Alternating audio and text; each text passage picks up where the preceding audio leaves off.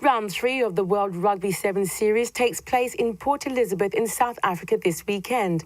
16 nations will take part for the chance to lift the Nelson Mandela Bay Sevens tournament. But preparations have been overshadowed by the news that Kenya Sevens head coach Paul Treu is to step down from his post after this week's tournament, almost a year to the day since he took over. Treu, who steered South Africa to the Sevens World Series title in 2009, is now considering time away from the sport.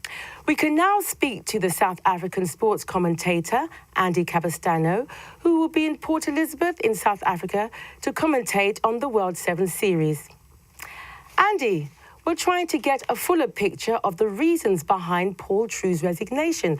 Please tell us where it's all gone wrong for Kenya's Sevens rugby. Oh, very difficult for me to answer that. Sat here in South Africa in transit to Port Elizabeth to commentate on round 3 of the Sevens. I would imagine, though, that it is something that has been brewing for a while. I know that Paul Treu has been very disappointed at not being able to pick his strongest side, and that has obviously affected the results that they have recorded at the Gold Coast and in Dubai last week. I'm sure it's to do with remuneration at the end of the day. Players want to be paid the most amount possible for representing their country, and that is where the problems begin and end, really. I'm not sure that Paul Treu had too much to do with those negotiations. It purely was between the players and the union. Looking ahead to this weekend's tournament in South Africa, the Springboks are on a roll from their win in Dubai. Who are the favourites this weekend? Oh, I would say South Africa definitely favourites. They won in Port Elizabeth last year. It was the first time that they'd won since their home leg was moved to Port Elizabeth. It was the way that they won in Dubai last week, I think, that really raised heads. Remember that they absolutely destroyed Argentina in the quarterfinals, 38-0. They did the same to New Zealand in the semi-finals, 28-0. And although it wasn't quite such an emphatic scoreline in the final, there really was only one team in it. So there's no question that South Africa in the home leg will be favourites. People will be expecting Fiji to bounce back from disappointing results. And I would say the bookmakers would be guessing that those two sides would meet in the final.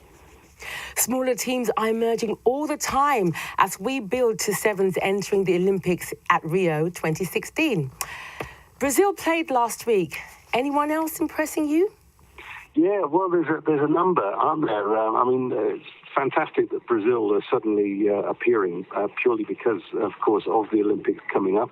But the smaller nations who've impressed me over the years are teams like Portugal, who really have a tiny player base. And yet, when they come and they play in the IRB World Series, they are competitive and they really do shine. And there's a number of those smaller unions that you don't hear of in 15-a-side. And Kenya, really, if they can get this nonsense sorted out, they do have a real hard core of players who can compete at the very highest level. And let's just fingers crossed that they do sort it all out and that they can pick their strongest side, because they can get a medal on their day at any of these events. They are capable of coming in the top 4, and that would mean a medal. Andy, thank you for speaking to Sports News Africa.